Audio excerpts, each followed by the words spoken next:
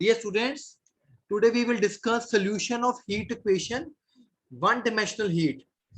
तो हमने जैसे प्रीवियस लेक्चर्स में हमने वेव इक्वेशन का सॉल्यूशन निकाला है, उसी तरह हम method of separation of variable technique use करके हीट इक्वेशन का सॉल्यूशन निकाल लेंगे। ठीक है जी। तो अगर आप लोगों को सबको नहीं पता तो प्लीज नोट कीजिए, this is our heat equation. Heat equation curly u over t is equal to c square curly square u upon curly x square. ये हमारी हीट इक्वेशन है। यहाँ पे जो x और t है वो इंडिपेंडेंट वेरिएबल है। u हमारा जो सोल्यूशन है वो x और t पे डिपेंड कर रहा है। तो मान लेते हैं ये u का जो सोल्यूशन है in terms of x and t है। कैपिटल x जो है स्मॉल x का फंक्शन अलोन है, कैपिटल T जो है स्मॉल t का फंक्शन अलोन है। क्योंकि क्वेश्चन में करली u ओवर t आ रहा है, तो करली u ओवर t अगर निकालते हैं तो वो मेरा यहां से क्या बनेगा, x p डैश। अगर हम करली स्क्वायर u x स्क्वायर निकालते हैं तो वो x का डबल डेरिवेटिव हो जाएगा। ठीक है, दोनों की वैल्यूज को यहां पे पुट कर देना है आपने। ठीक है, और आपने उसके बाद अपनी सेटिंग कर लेनी है, एक तरफ x वाले इकट्ठे कर लो, एक तरफ t वाले इकट्ठे कर लो। दोनों इक्वेशंस को आपने k के इक्वल बोल देना है, sec is equal to k। ठीक है, तो अब उन्हें क्या करना है, मेरे पास दो तरह की इक्वेशंस बनेगी, एक बार इसको k के इक्वल किया गया, एक बार इसको k के इक्वल किया गया। तो we get to differential ordinary differential equation. तो आपको सॉल्व करना आता है ऑर्डिनरी डिफरेंशियल इक्वेशंस में। ये बन जाएगा d square minus k times x is equal to 0. It is a simple d dash, single derivative है, kc square is equal to 0। ठीक है जी, नोट कर सकते हो साथ साथ में आप लोग। अब मुझे सॉल्व करना है उसको। तो जैसे मैंने आपको बताया तो वो मेरा ऐसे बन रहा, तो उसमें मैं k को पुट करूंगा p स्क्वायर। पहला केस है k is equal to positive. तो जैसे हमने यहाँ पे लिखा था, हमने लिखा था भाई, ये लिखा हुआ हमने। ठीक है, तो आप क्या करो, k को p स्क्वायर पुट कर दो। अगर मेरा k पॉजिटिव है, पहला केस k मेरा पॉजिटिव है, तो ऑक्सिलरी इक्वेशन क्या बनी इसकी, d square minus p square is equal to 0। तो आपका x का आंसर क्या हुआ, c1 e की px।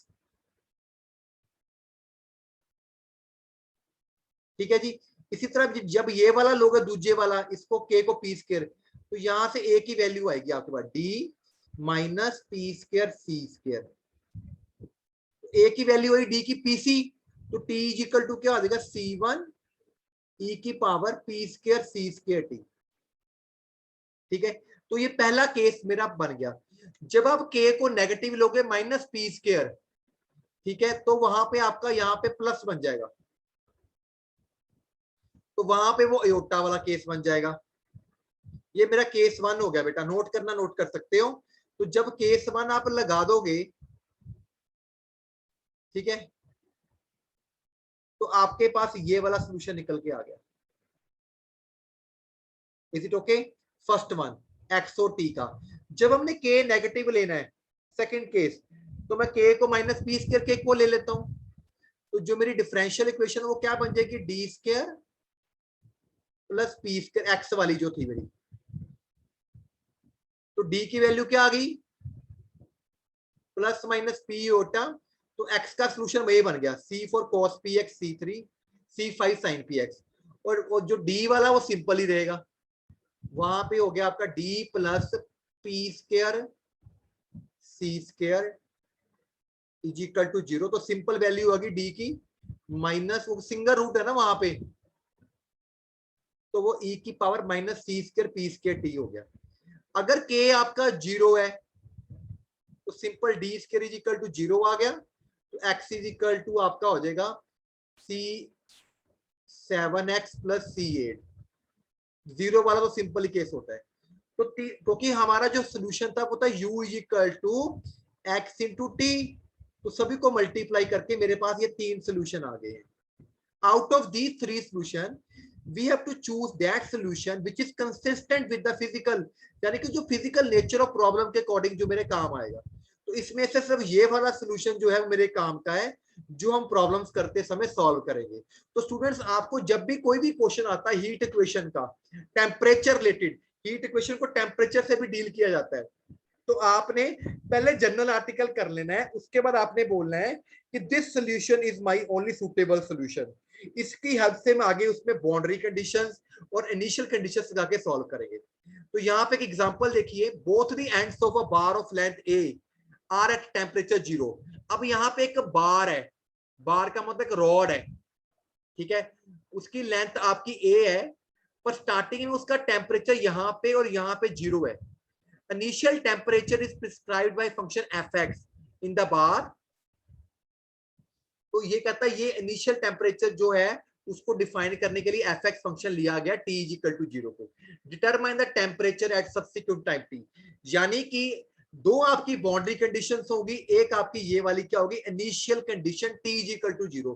जो t इज इक्वल टू 0 होती है वो इनिशियल कंडीशन होती है, जो x इज इक्वल टू 0 है स्टार्टिंग पॉइंट एंड आखिरी point x is equal to a, वो आपकी बाउंड्री कंडीशंस है। तो सेम क्वेश्चन जैसे हमने ऊपर आर्टिकल किया है वैसे ही करेंगे। This is my heat equation, वहां पे हमने 1/c² लिखा हुआ था, तो k भी लिख सकते हो, डजंट मैटर, कॉन्स्टेंट्स को जैसे मर्जी आप लिख सकते हो, आपकी मर्जी है। ठीक है जी, ये मेरी बाउंड्री कंडीशंस हो गई है कि जो मेरी बॉडी है बार, तो उसका स्टार्टिंग पॉइंट पे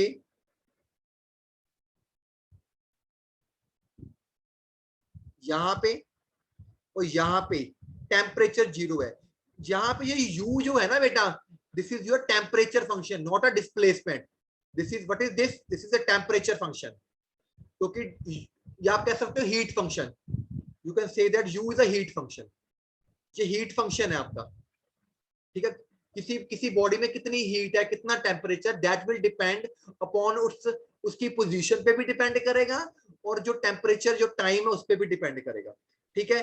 तो उसने ये बोला कि x इज इक्वल टू 0 पर x is equal to a पे 0 टेम्परेचर है, तो ये 0 के इक्वल कर दिया गया।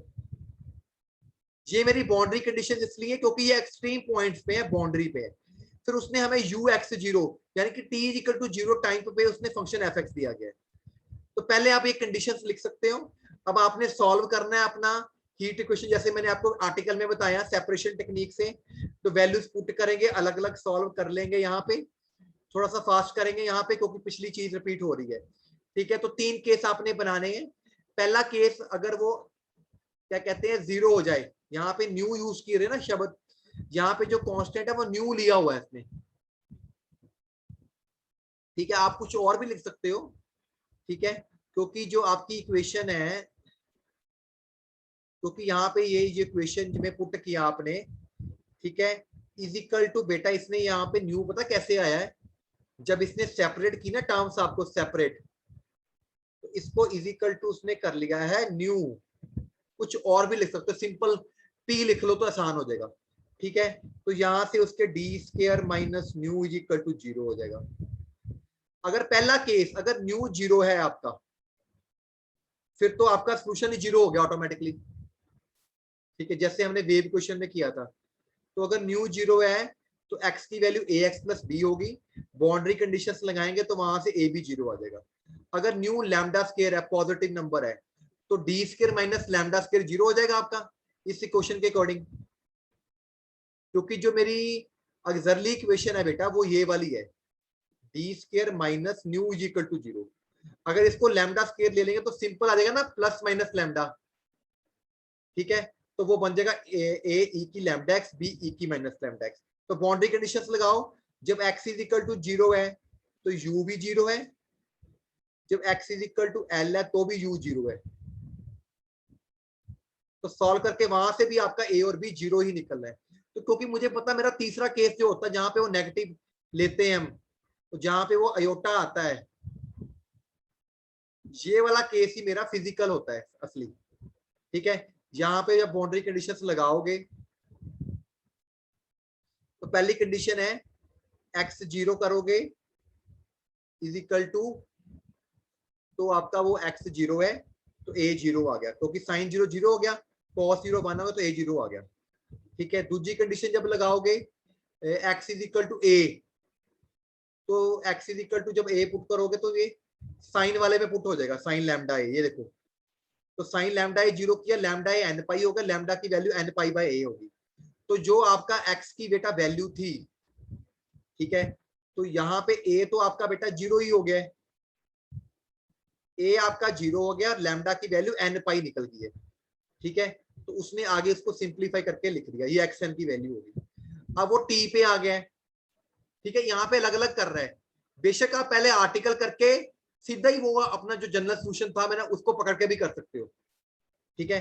तो टी वाली क्वेश्चन को ले ली, ये वाली थर्ड केस में, ठीक है, एक तरफ टी वाले इकट्ठे कर लिए, ये लॉग टी हो जाएगा, ये कांस्टेंट है, इसको सी एन मान लिया उसने, उसने न्यू को माइनस लैम्डा स्क्वायर पुट किया ना, तो लैम्डा की वैल्यू एन पाई बाय ए यहाँ पे पुट कर दी हुई है उसने, ठीक है। तो ये हो गया आपका एन पाई स्क्वायर के स्क्वायर अल्फा, तो ये टी एन की वैल्यू होगी, दोनों को क्लब कर दो एक्स इंटू टी, तो ये आपका सोल्यूशन बन गया। तो यहाँ पे जो b n into d n था वो ई एन बन गया। तो ये एक सोल्यूशन है। जनरल सोल्यूशन निकालने के लिए इसके आगे समेशन लगा देते हैं हम स्टूडेंट्स। तो यहाँ से ये जो आपको क्या कहते हैं टी इज इक्वल टू 0 जो मैं कंडीशन दी थी, अगर टी को 0 पुट कर देंगे तो एफ एक्स के इक्वल आ जाएगा ये चीज। तो ये फोरियर साइन सीरीज है, यहाँ से ई एन की वैल्यू ये हो जाएगी। मतलब कि इस क्वेश्चन को करना है तो या तो आप तीनों केस अलग अलग डिस्कस करो, वहां पे तीनों की बाउंड्री कंडीशंस लगा लो, या ये तरीका होता है जैसे एग्जांपल में किया गया, या आप डायरेक्ट भी कर सकते हो। डायरेक्ट कैसे करना होता है, डायरेक्ट करने के लिए आप सीधे लो कि मेरी ये वाली इक्वेशन है, आर्टिकल में से उठा लो, ठीक है, इस पे कंडीशंस लगाओ, ये वाली u0 t is equal to 0, तो भी आपका हो जाएगा, ठीक है। अगर बार बार नहीं पुट करना चाहते, पहले पूरा केस करके आपके पास ये जनरल सॉल्यूशन है, इसमें ये कंडीशंस लगाओ आप, तो यहाँ पे हमेशा ये वाली चीज 0 है करेगी C4, और हमेशा p की वैल्यू n पाई निकला करेगी आपकी, तो यहाँ पे भी n पाई आ जाएगा वो, ठीक है। तो जैसे मर्जी कर लो, ये आपके ऊपर डिपेंड करता है स्टूडेंट्स आपने कैसे करना है, ठीक है। तो एंड में इसने यहाँ पे कंडीशन लगा के वहां से एफ एक्स की वैल्यू आ गई, ये जो ई एन निकाला है इसने बाउंड्री कंडीशन से निकाला है, ठीक है। तो ये इसी, अब ये क्वेश्चन देखिए, अगला क्वेश्चन देखिए, ये भी हमारी हीट इक्वेशन है। कहता है जब t इन्फिनिटी होता है तो u इज नॉट इनफिनाइट, ठीक है। कर ली u ओवर x की वैल्यू 0 है at x is equal to 0 at x is equal to l, ये उसने मुझे कंडीशंस पहले ही दे दी लिख के, और x इज इक्वल टू 0 पे and x is equal to l पे बिटवीन, यानी कि बीच में, बाउंड्री कंडीशन नहीं है, x 0 और l के बीच में अगर t को 0 पुट करें तो ये u की वैल्यू है, ठीक है। तो वो तीन केस इसने पहले ये लिखे हुए हैं, तो हमने सिर्फ इस केस में काम करना है, ठीक है। तो मैंने आपको जैसे बोला कि आर्टिकल वाली इक्वेशन को पकड़ के हमेशा आपने बोलना है कि this is our standard solution, उसी से आपने बेटा काम करना है, अदरवाइज आपको ज्यादा काम करना पड़ जाएगा, ठीक है। अब इसमें जो पहली कंडीशन हमें दी गई है, u is not infinite t approaches to infinity, तो हमारी जो ये 3 नंबर इक्वेशन है ये वाली,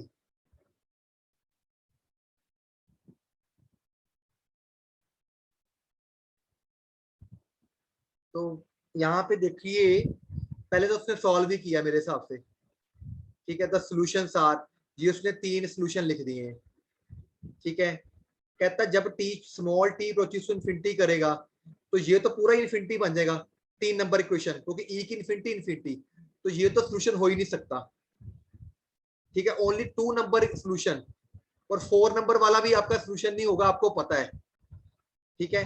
तो सिर्फ 2 नंबर वाली इक्वेशन को ही उसने डील करना है, यानी कि 2 नंबर वाली इक्वेशन को क्लब करके लिख लो, इकट्ठी करके लिख लो, ठीक है।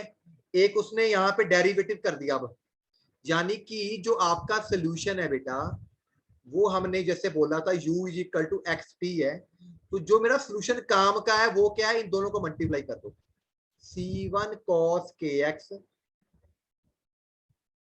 c2 sin kx c3 e की पावर माइनस के स्क्वायर अल्फा स्क्वायर, वो तो ये जिसने इसने अपने हिसाब से कांस्टेंट के अल्फा माने उसके हिसाब से आपको लिखना पड़ेगा, ठीक है। अब इसका डेरिवेटिव कर दो, इसका ये डेरिवेटिव कर दिया हमने, डेरिवेटिव करना है एक्स के साथ, तो कॉस का माइनस साइन, साइन का के एक्स हो जाएगा, ठीक होगी। क्वेश्चन में मुझे डेरिवेटिव गिवन दिया हुआ है, ठीक है, अब डेरिवेटिव में उसने कंडीशन लगाई है कि अप्लाई द कंडीशन नंबर 2। पहली कंडीशन से काम खत्म हो गया, दूसरी कंडीशन को x को 0 और x को l पुट करो यहाँ पे। ठीक है, तो जब इस डेरिवेटिव में x को 0 पुट करोगे, cos 0 1 हो गया, तो C1 आपका C इजिकल टू आपको करना पड़ेगा l, तो यहाँ पे आपका C2 0 आ गया, क्योंकि C1 तो 0 ही हो जाएगा, क्योंकि साइन 0 0 होता है। जब आप x को 0 पुट करोगे बेटा, सीधी सी बात है, ये आपका 0 हो गया, तो C2 इजिकल टू 0, C2 0 हो गया। एक बार आप l पुट करोगे, कि जब l ये आपका 0 ही हो गया, खत्म हो गया, फिर आएगा माइनस C1 साइन के एल इजिकल टू 0। साइन कहां पे 0 होता है, एन पाई पे, तो के एल इजिकल टू एन पाई आ गया। ठीक है, तो यहां से के की वैल्यू और जो C2 आपका 0 का, इसको यहां पे पुट कर दो ऊपर, तो ये आपका u बन गया। इसने क्या किया, C3 और C1 को क्लब करके an लिख दिया। This is your general solution. ठीक है, इसको खोलने के लिए इसने a0 प्लस ऐसे लिख दिया, इसलिए लिखा क्योंकि हमें क्वेश्चन में थर्ड कंडीशन दी गई है, वहां पे वो कहता है u की वैल्यू इतनी है। ठीक है, उस वैल्यू को पुट कर दिया एट t इक्वल टू 0, तो ये 1 ही हो गया पूरा आपका। ठीक है, और वो जो फंक्शन की उसने हमें रेंज दी है वो 0 से l में दी हुई है। तो आपको फोरियर सीरीज के फार्मूले आते हैं, तो यहाँ पे जो a0 है और an है, वो फोरियर सीरीज के फार्मूला 1/a 0 से a फंक्शन fx dx से निकलेगा, और जो an है 2/a 0 से fa cos n pi xl। तो वहां से a0 और an की वैल्यू निकाल के आपने 7 नंबर में पुट कर देनी, तो आपका ये आंसर आ जाएगा।